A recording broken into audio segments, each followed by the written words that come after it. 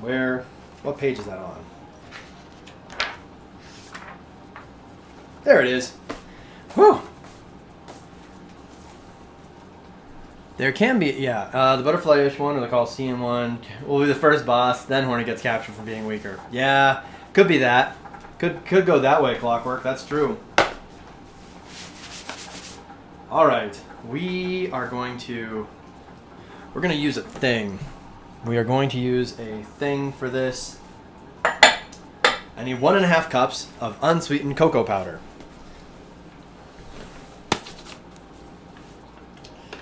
Now, I don't know if any of you have ever had unsweetened cocoa powder before. If you like the taste of chocolate, don't eat cocoa powder. Because it's not going to help you. Yeah, dog wants to help. Dog absolutely wants to help.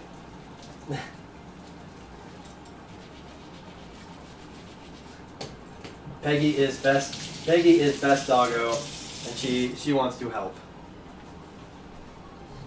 Sorry, Peggy, you cannot help.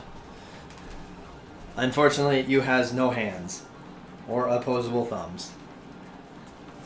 But she does want to abuse you, do. All right, now they're outside. I'm also gonna get our oven preheated.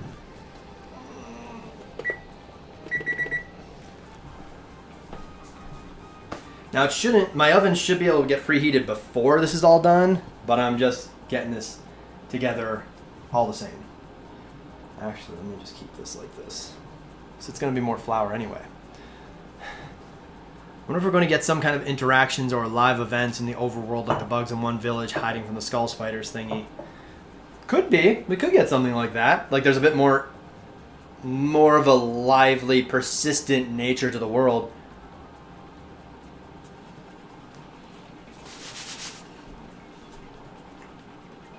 It does seem to be the same one from the Flower Arena. I'm wondering if that is that Sharp guy. The Steel Assassin one.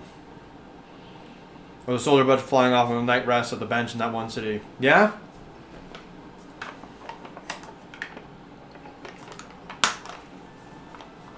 I did enjoy seeing that the world was more lively. Anyway, listen to the train. This game might be a bit harder than Hollow Knight. Probably a more complicated moveset right off the bat also. Hornet also appears to have a ledge grab, which is interesting.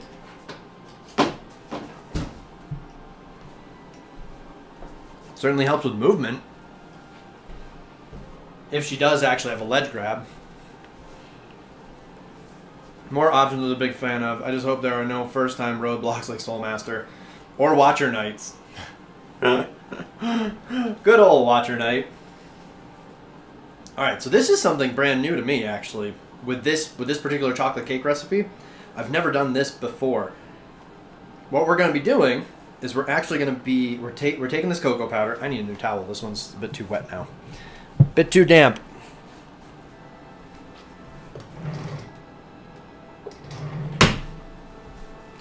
We're going to be taking this cocoa powder. I forgot about Watcher Knights. And we're going to pour boiling hot water on it. Which is a very interesting idea to me. I'd never heard of this before this recipe. Forget it. We'll keep this on my shoulder. We'll use our measuring cup here. Okay, this one's not going to work. Where's my other one? Beautiful. Alright, we're taking a different measuring cup because that one's just not going to work. We need to be able to dig into this. Cocoa powder is just is very annoying to deal with. It's very tricky.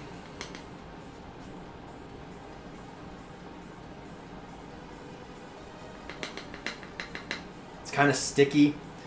So we need 1.5 cups of this. And I'm using a 1/4 cup, which means we need how many? Using math means... Okay, please just... We need about 6. So 1, 2, 3,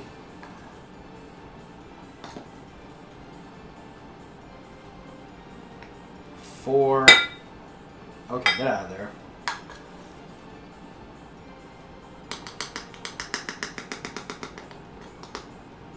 Five and 6. Now apparently, and this clearly works because I tried the cake yesterday. Exposing the cocoa powder to boiling hot water essentially activates the chocolate in a sense and really deepens that chocolate taste. So how are we going to boil water? Well, we're actually going to use the microwave because I don't want to take the time to boil water on the stovetop. Because that will take way longer. So we're just gonna get a cup of water. Bye, noobs. I'm going to bed. Have a great Valentine's Day. All right, Arrow. Thank you so much for swinging by the stream. I hope you sleep well. We'll see you later. Yeah, thankfully it's just a cup and a half. All right, hopefully I can stay here now. All right, Pecky.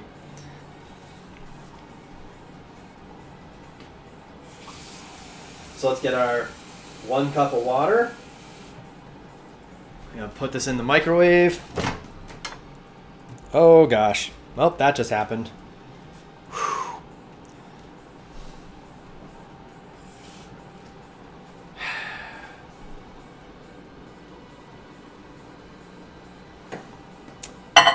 Have to be very careful thanks to the janky setup I have here. So we'll put that on 2 minutes. That's gonna make this wicked hot. So we're gonna have to be very careful. Chocolate activate! Don't lose your way! I don't know the song at all. I'm just making this up. Oh, you know why I boil well. Why I use Pyrex for measuring cups when it's way too strong. Not because it's one of the few materials you can go from boiling to freezing without shattering. It is true!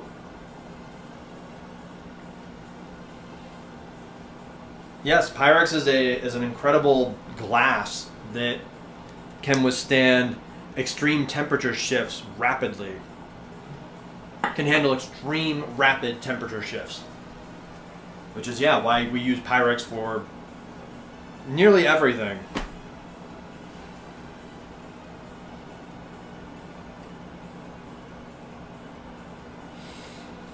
Chocolate, chocolate, you make me feel. Chocolate, chocolate, so sweet and pure. Chocolate, chocolate, I could have you every day. Chocolate, chocolate. Wicked hot is strongest hot, Pecky. That's absolutely correct.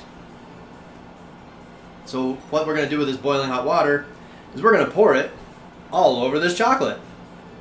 A lot of people wonder why Pyrex is used for measuring cups. That is why. It's stupidly durable. Precisely.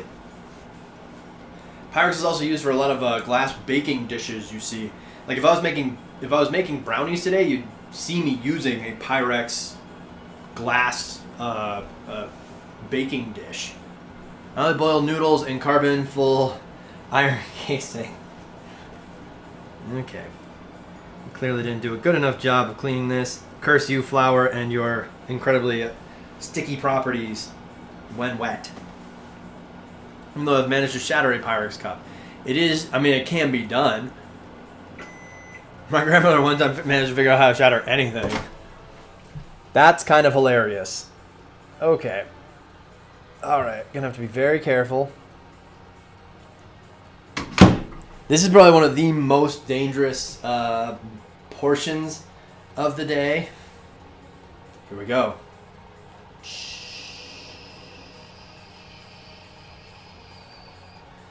Alright. Oh gosh, that's hot. So I'm actually going to take a spoon to stir this because yesterday I tried using a whisk when I was practicing this, and boy did that go wrong. That went just awful because this is a lot of cocoa powder. It's not a lot of water. So what we're going to have here is we are going to have chocolate sludge. Chocolate sludge is going to be delicious. Again, don't eat this. If you love your taste buds, do not eat this chocolate sludge. Well, Gengar, welcome back to the stream, noob. I hope you are having a lovely day. Yes, because it's essentially more powder than water, so it ends up just this very, very sticky mess. And using a whisk means that it becomes a very sticky mess inside of a whisk, which means it's very difficult to actually clean. Kano, what's up? Drop a measuring cup onto a counter, and then it bounces off, and while still ringing, hits the wood floor. Ah, shatter weighting machines. We get Silksong today. I want Silksong, and I want it now! Turns into dust. Interesting. Definitely eat this. It is very nice. Absolutely not, Kano. I did that yesterday, and oh my god. Cocoa on its own is exceptionally bitter. It's actually, and I'll talk to this a little bit more later, it's like vanilla. Vanilla on its own is exceptionally bitter. Hang on, I've got to cool off my Pyrex measuring cup real quick because I've got to now pour cold milk into our chocolate sludge. I'm fine with waiting. This is a good additive to coffee, which I started to appreciate without 10% milk like 2 days ago. Nice. Yes. Chocolate and coffee are very similar in the way their flavor works, because chocolate on its own is, like I've said, exceptionally bitter. It only becomes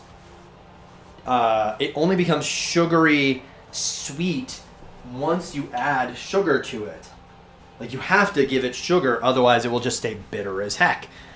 I was at a chocolate museum. Very cool. Ooh, where we got to eat raw cocoa. Oh, man. Again, and yeah, true, ASC. Why not eat Choco Sludge? I really want to eat it, though. A lovely day. What a lovely day! Silksong is the freaking lovely day! Going a little Fury Road there. Also, that museum produces the second best chocolate in the world. Ooh.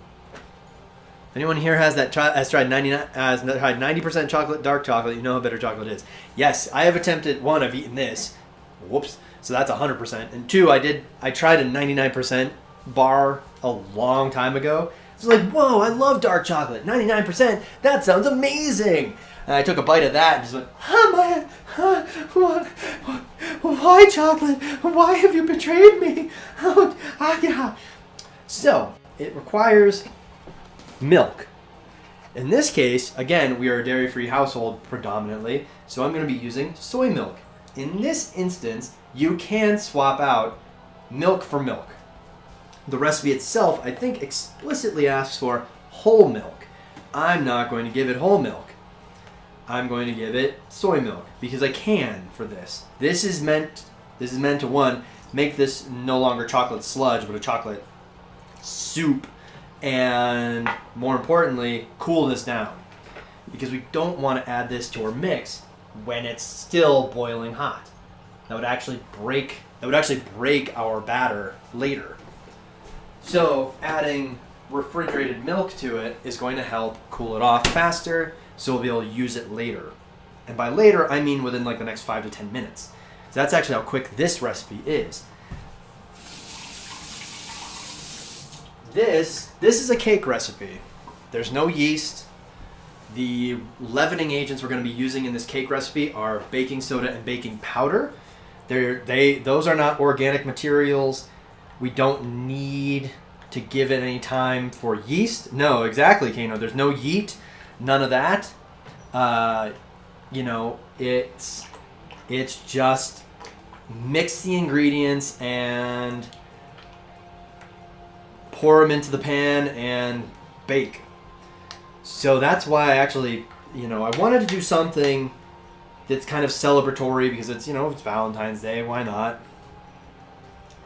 And so I thought of making a chocolate cake, and because I was like, okay, I'm gonna make bread, but I know that bread has a lot of wait time in between it. And rather than attempt to play video games while standing up in my kitchen as we waited for the bread to rise, I figured we could just make chocolate cake. Really don't like dark chocolate. That's fair, Pecky. I understand, and I don't begrudge anyone who doesn't like chocolate or doesn't like white chocolate or milk or dark, whatever chocolate they don't like, I do not begrudge anyone of that. That beeping means that the oven has preheated, is done preheating, which I think is faster, either faster than it was yesterday or I'm taking longer today than I did yesterday. It's very possible because yesterday I was only like testing the timing of this stuff. There are around 250 museums in St. Petersburg alone, which includes Chocolate Museum. To everyone's disappointing, it's a freaking souvenir shop. Well, that's unfortunate. What is the difference between baking powder and baking soda? That is a fantastic question, Agenta, and I don't fully know the difference. I know that baking soda is a bicarbonate, like, powder. Also, it's fantastic as a cleaning agent. Baking soda is actually very good at cleaning stuff because it can be used as a essentially a sterile abrasive, as it were. Whereas baking powder, I believe, is not made of the same material. Let's see. So yes, baking soda is sodium bicarbonate.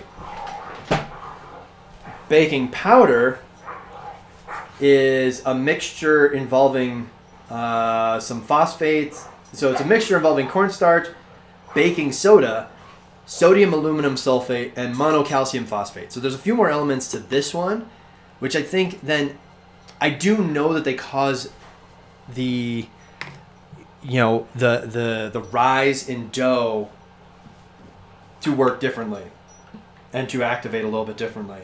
I do know that some recipes call for just baking powder.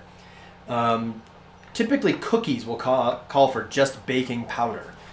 But then there are other recipes that will call for a mix. I don't know if I've ever seen a recipe call for just baking soda on its own. I think you always will need a little bit more than just the sodium bicarbonate. But that's a fantastic question, Agenta. Like, it's one I don't fully understand myself. I once sniffed vanilla real quick and it was so strong. How is this cooking book released? I do not know exactly what you mean by that question, Art. Unfortunately. Yeet is always plan B. So we no longer have we no longer have a chocolate sludge for the most part. Like, the most part, we have, yep, tried to do a little bit of a quick stir there just in time for me to read. I appreciate the patient stirring. So patient stirring is returning because I tried to do a quick whisk of that, and so I was like, oh, we're near the end, and no, it's not. It's one way that people who really shouldn't be drinking can get a whiff of alcohol. Oh, I didn't know that. Did not know it was making that. Baking soda can also raise the pH of a pool. That is true, Agenta. Because as far as I understand, it's essentially what? Base, acidic? Yes, it's one of those on that pH scale. It's one of the, I think it's a base. Or no, if it raises the pH, it would be alkaline? God, it's been so long since I dealt with that. I appreciate it. He probably means, where can you get that cookbook? Oh. This particular cookbook, was a gift to me from my mom, so I don't know. Can actually be a very, very strong alcohol if you drink it. Whew! A single bottle can get most people very drunk. Huh. Learning some new stuff today. I did not know that. So we're going to set this now to the side, because now it's no longer a sludge. It is now actually a liquid. We're going to set this off to the side because we don't need it just yet. The next step is to cream the butter and granulated sugar. We're going to take, so this is a cake. We want it to be sweet. We want it to be sugary.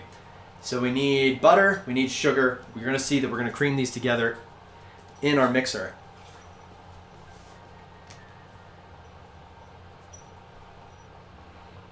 Well, you said, where is it released? That's why I have no idea what you're talking about.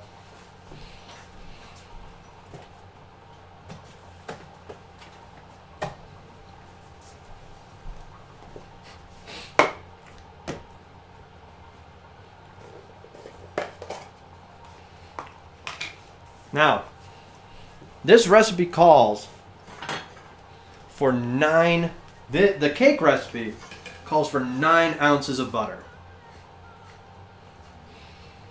Now, I believe a tablespoon is the same as 1 ounce of butter, but I have a scale, so I'm going to be using that instead. Just a very simple scale. It'll tell us how much we've got.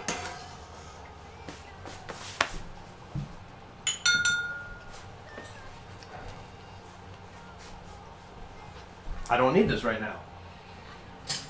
Because I'm going purely off of weight, I'm just going to use a regular teaspoon. Because I don't need a measuring cup now. I just need a bunch of butter.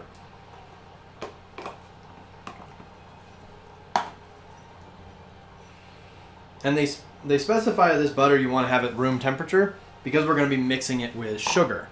And the warmer it is to start, the easier it is for it to mix with the sugar. Did someone, aka why I said it's common for those who shouldn't be drinking to get a drink? Well, fair enough. Hopefully that's not how people fall off the wagon with like AA or something.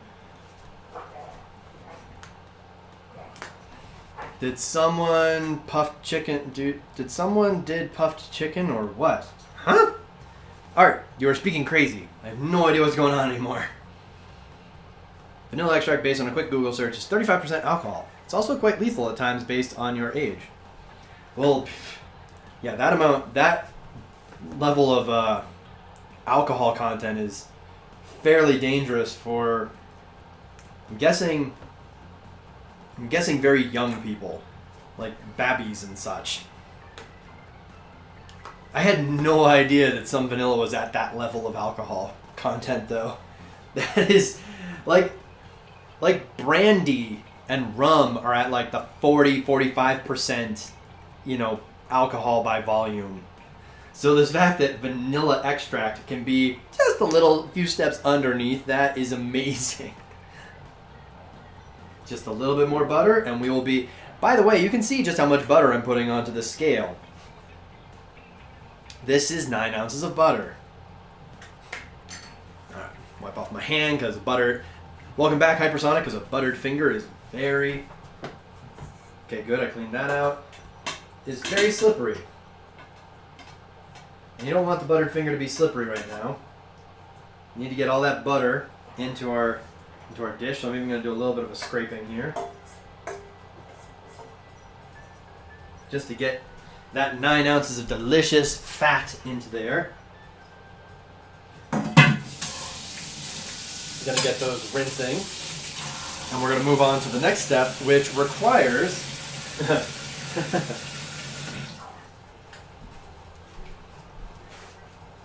We are mixing with this 9 ounces of butter 3 cups of sugar. So we're going to go back to our very fancy, very lovely unicorn measuring cup. I've never seen that butter before. What is it called? The brand, if you call it like that. The brand of this is actually a dairy-free butter, ASC. It is specifically Earth brand. This is Earth Balance. Earth Balance is the name of the brand. This is the butter. This is the so far as we've found, this is the best dairy-free butter that we have found yet. It very much works like regular butter. I don't need to be putting that back in the fridge yet. It's the most butter-like dairy-free butter we use, or we found. Puffed chicken joke is based on lack of butter in that first box. Babu, it's kind of common for people who drink vanilla extract to wind up in the ER. And most vanilla extract is at that level. And also realize that those bottles are really tiny. Oh yeah. I mean, I'll show you the bottle we have. It's actually a fairly large bottle. But imagine drinking 4 of those. Why would I have to drink 4? This is an interesting number. How many butter spoons have you put in already? 9 ounces worth of butter spoons. That is how much is in there. This one is all about weight. Alright, Agenta. We'll see you later. Thank you for swinging by the stream. I hope you have a great rest of your day. Ugh. Box release question is based on my previous message saying I'm making my tea with yeast. How dare you? Which is based on lack of yeast in the cake. Okay. I'm caught up on what you've been saying, Art. I still don't understand what you mean. It's based on my previous message saying I'm making tea with yeast. Why would you make tea with yeast? It would probably be kind of disgusting. How dare you, which is based on lack of yeast in the cake. Well, there is definitely no yeast in this cake. That's for sure. There is definitely a lot of sugar in this cake. I mean, you don't see people drinking, bottles of vanilla extract every day, do you? No, that's true. I do not. So we need 3 cups of what is called granulated sugar, which at least in America is that we call it granulated sugar in America. In Britain and I think the rest of Europe, it's called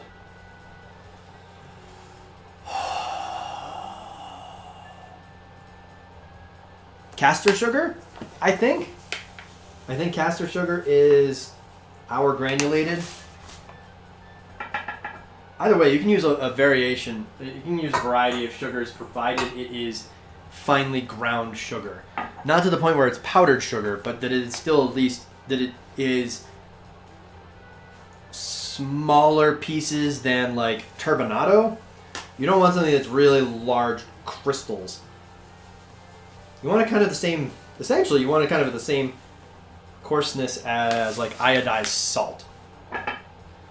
Quoted myself joking about yeast being cool and no yeast contained in this cake.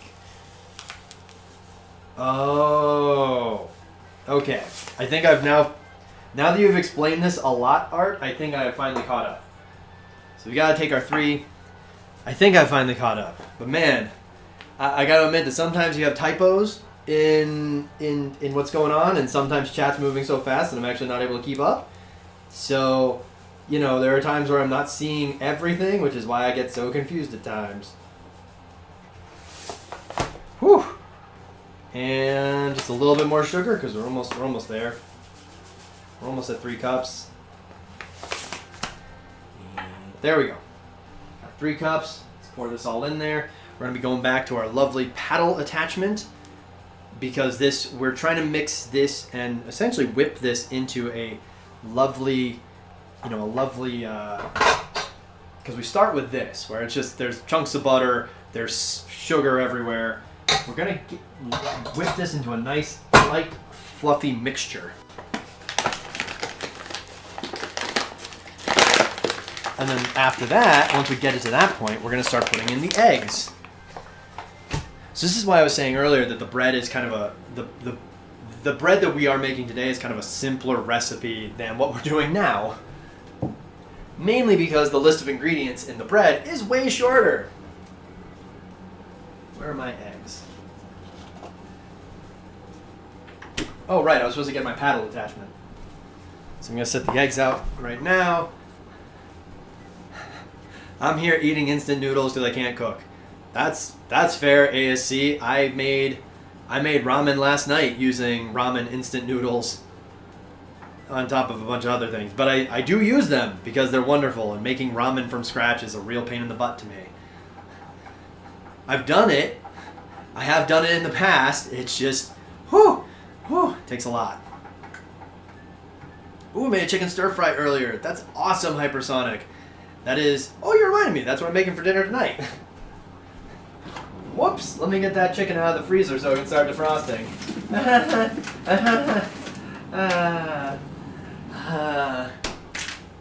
Okay. I am the primary cooker / baker of the house, so I'm always trying to keep track of what I'm doing and remembering like what's next. So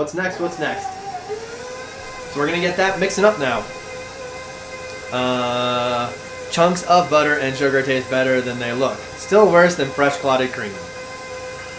Yes, still very much worse than that. I can cook everything, so it'll be medium at best. Hey, being able to cook a lot is awesome. Being able to cook multiple things is great. while that's going, and we're kind of not doing anything else right now, I'm going to actually sift out my flour again, because we need to do that. We need to sift out three cups of flour again. I can cook pretty well, I just never have to drive to. Whoa. I understand that, Hypersonic. I understand that. Only eggs. Only eggs can sustain me. Realized I had to sound like Gaston when I was saying that. So since we're dealing with flour again, it's time to... You know what? I'm going to cut this. I'm going to cut this down.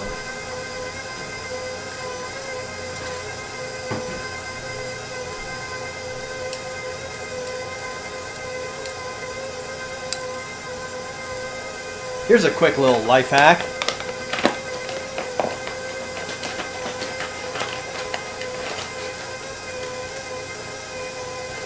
As you start getting further and further into your bags of chips, your bags of flour, your bags of whatever,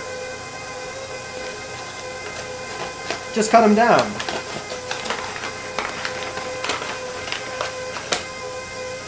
But it's Valentine's, so I can cook pretty well, but I figured it was time. Yeah, fair enough.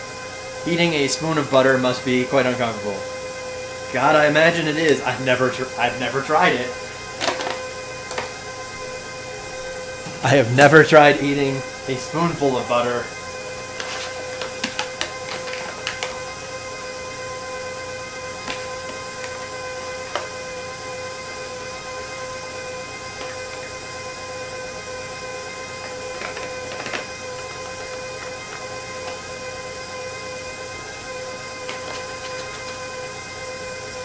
The biggest issue I have with this particular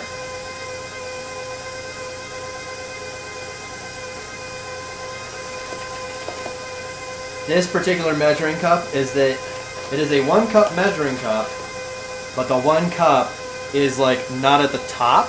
It's a little bit below the rim. So you always have to shake stuff up. Gaston, as in the dude from Ratatouille? No, as the villain from Beauty and the Beast. Ratatouille.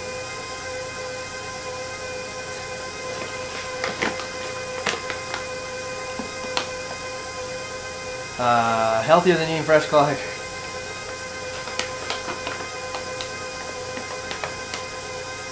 That also looks like something tasty to do, but I've never tried clotted cream.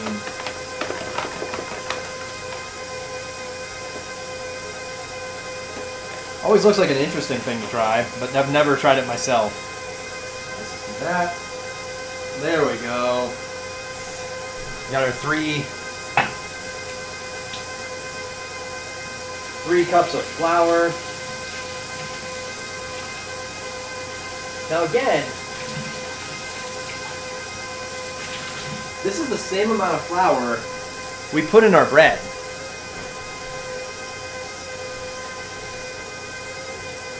Death but tasty. What's fresh clotted cream? Death but tasty. This is way more entertaining than actual TV cooking shows, of which there are way too many. Oh, thank you, Hypersonic.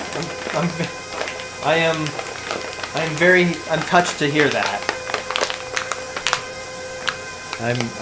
Because you are correct. There are a ton of cooking shows out there. All right, we're gonna take this down real quick. I'm gonna take it down. We're gonna grab our handy dandy red spatula,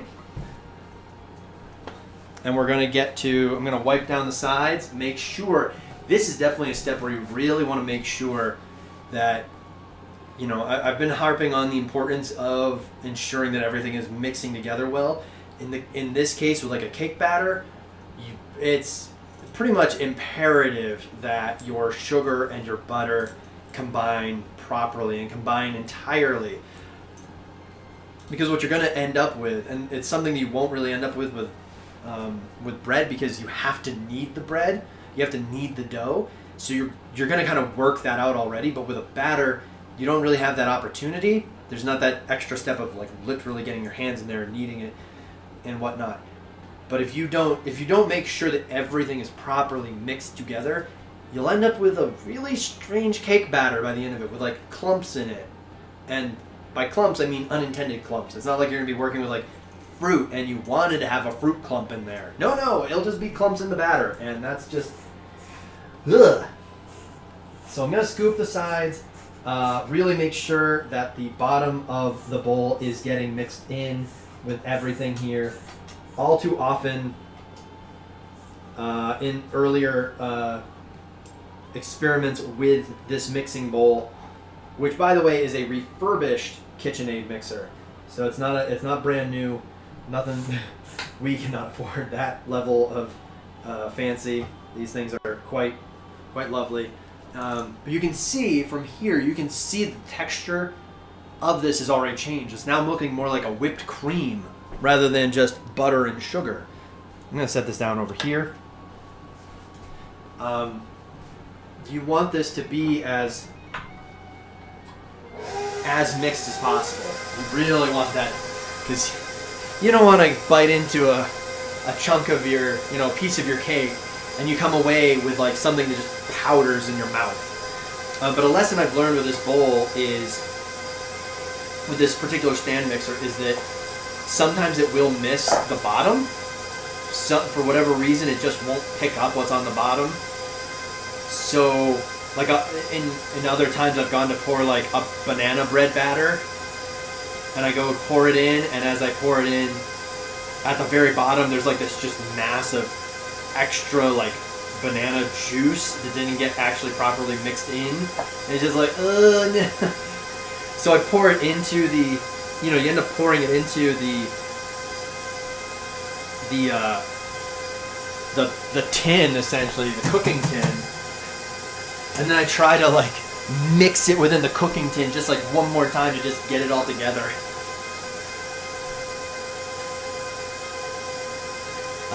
It's tasty if you spread it on a piece of bread. Exciting. Let me Google it. Okay, it looks fancy. I think it is fancy. Do you always know what to say?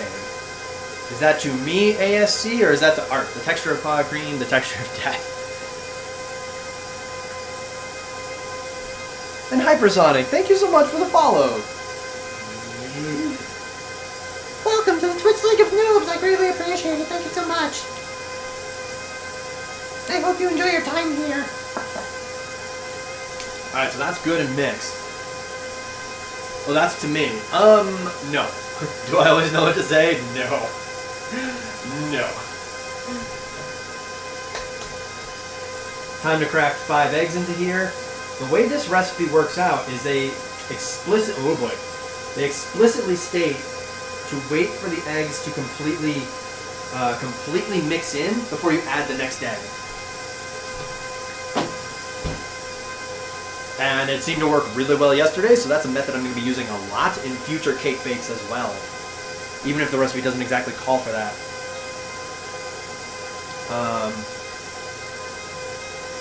But no, I'll admit, I did all of this yesterday, which is why I have a loaf of bread to already show you and a cake to already show you for what we're making, because cooking show secret, everyth's already been made. Or they're using editing to show you the end product before they've cooked it. But when they run the show. So I've had a lot of practice. I've learned a lot in the years that I've been learning to bake. So no, do I always know what to say? No. No, it takes a lot of research before I know what to say.